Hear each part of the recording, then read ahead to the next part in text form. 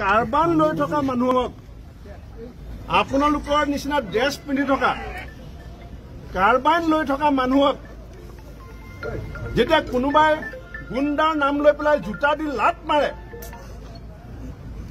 তেতিয়া কোন কোন পুলিচ বিষয়াৰ গাত লাগিছে নে নাই লগা মই নাজানো। মোৰ গাত লাগে, কংগ্ৰেছ দলৰ গাত লাগে।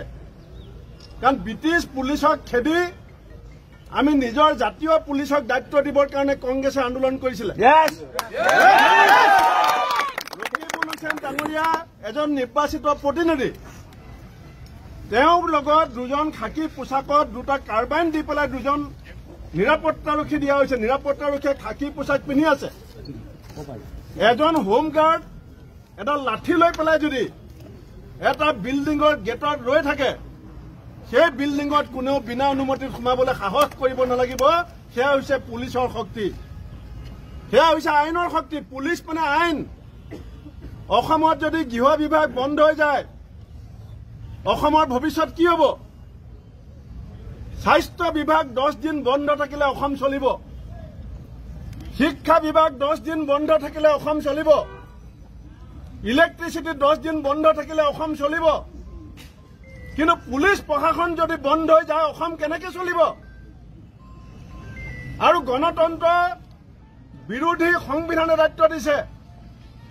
বিৰোধী নেতাক কেবিনেট ৰেংক দিয়া হয়। আজি মোক আপোনালোকে নিৰাপত্তা দিছে, মোৰ লগত আপোনালোকে নিৰাপত্তাৰক্ষী দিছে। কিয় দিছে? যে গণতন্ত্ৰত দুৰ্বল মানুহৰ কথাবিলাক, মানুহৰ মনৰ কথাবিলাক যাতে বিৰোধী নেতাসকলে মুকলিকে ক'ব পাৰে। আমাৰ অপৰাধ কি? আজি অসমত কয়লা খনিত, মুমুংচুৰ কয়লা খনিত যিজন প্ৰথম শ্ৰমিক উদ্ধাৰ হৈছিলে, তেওঁ কি কৈছিলে? যে 25 জন শ্ৰমিক তাত আবদ্ধ হৈ আছে। এতিয়ালৈকে 5 জন শ্ৰমিক উদ্ধাৰ হৈছে।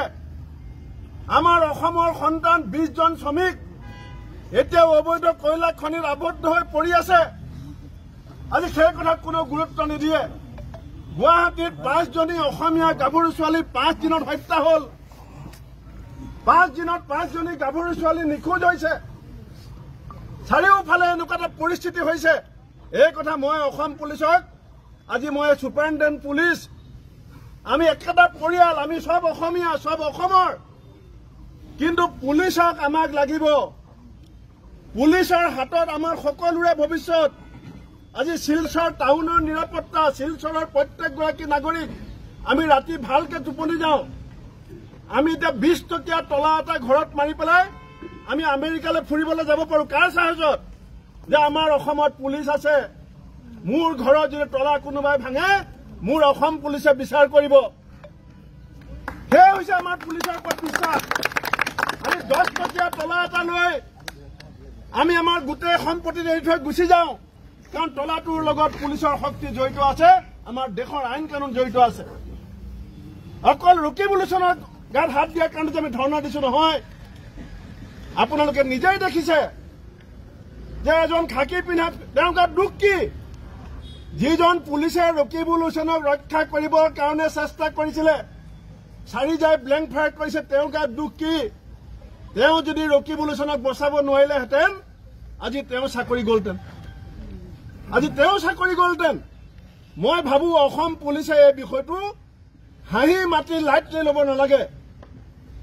আমি অসম পুলিচৰ ওপৰত যিটো আমাৰ ভৰসা, অসম পুলিচৰ ওপৰত আমাৰ যিটো বিশ্বাস, আৰু অসম পুলিচক লৈ আমি যিটো গৰ্ব, সেই গৰ্ব যাতে আমি কৰিব পাৰোঁ। আপোনালোকে ৰাষ্ট্ৰীয় পতাকাক যেতিয়া চেলুট দিয়ে, সেই চেলুট কোনোবা এজন নেতাক আপোনালোকে নিদিয়ে। অসম পুলিচ কোনো ৰাজনৈতিক দলৰ হাতিয়াৰ হ'ব নোৱাৰে। অসম পুলিচ কোনো নেতাৰ দ্বাৰা পৰিচালিত নহয়। অসম পুলিচ পুলিচ মেনুৱেলৰ দ্বাৰা পৰিচালিত হ'ব। অসম পুলিচে পুলিচৰ আইনৰ দ্বাৰা পৰিচালিত হ'ব। কিন্তু আজি কি হৈছে নগাঁৱত? আজি নগাঁৱত কি হৈছে? সেই কথাৰ কিন্তু এনেকে নাভাবিব যে কংগ্ৰেছ কৰ্মীয়ে ভয় খাইছে। কংগ্ৰেছ কৰ্মীয়ে ভয় খোৱা নাই। স্বাধীনতা সংগ্ৰামত বহুত কংগ্ৰেছ কৰ্মী মৃত্যু হ'ল। বহুত কংগ্ৰেছ কৰ্মী মৃত্যু হ'ল। অসমতো মানৱেন্দ্ৰ শৰ্মা কংগ্ৰেছৰ জেনেৰেল ছেক্ৰেটাৰী হত্যা হ'ল। লেখন লাহন জিলা কংগ্ৰেছৰ সভাপতি হত্যা হ'ল। ৰুইদাসৰ শইকীয়া জিলা কংগ্ৰেছৰ নেতা হত্যা হ'ল। আমি কংগ্ৰেছ কৰি আছো, আমি কংগ্ৰেছ কৰি থাকিম।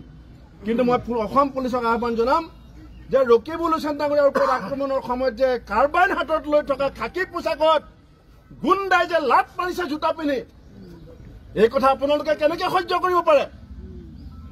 এজন খাকী পোছাক পিন্ধি থকা কাৰ্বাইন লৈ থকা এজন পুলিচক যেতিয়া গুণ্ডাই এনেকুৱা দিনৰ পোহৰত গাত লাট মাৰে, অসমৰ মানুহে এই কথা অন্তৰত আঘাত পাইছে। আৰু মুখ্যমন্ত্ৰীয়ে কথাবিলাক এছেম্বলিত ভেঙুচালি কৰিছে। হিমন্ত বিশ্ব শৰ্মাৰ পুলিচক ভাল নাপায়। হিমন্ত বিশ্ব শৰ্মাই পুলিচক ঐ পুলিচ ঐ পুলিচ ঐ পুলিচ এনেকে ৰাস্তাত চিঞৰে। কেলে চিঞৰে মই জানো।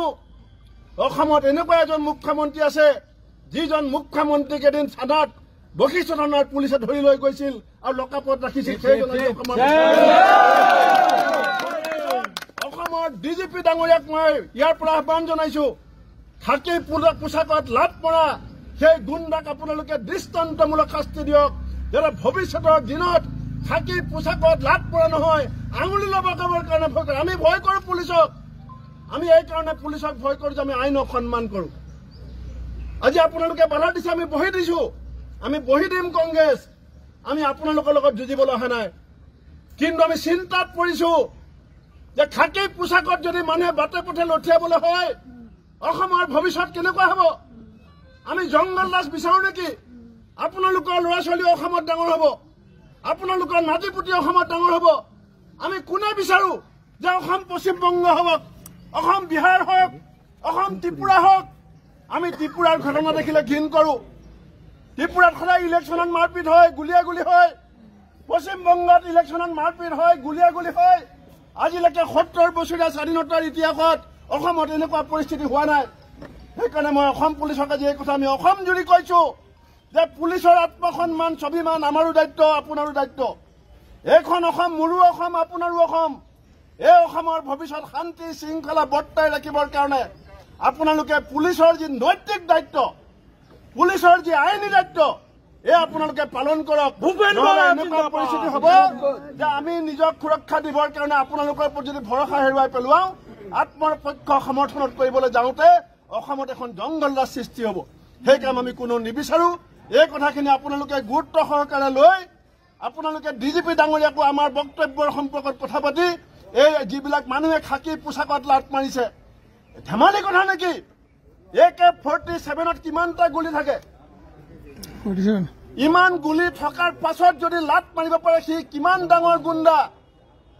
ইমান ডাঙৰ গুণ্ডা যদি অসমত আমি থাকিবলৈ দিওঁ, আমাৰ ভৱিষ্যত কি হ'ব? এই কথা আমি সকলোৱে চিন্তা কৰিব লাগিব। আৰু মোৰ বিশ্বাস যে অসম পুলিচে আহি থকা সময়ত এই আততায়ীবিলাক গুণ্ডা, ডকাইত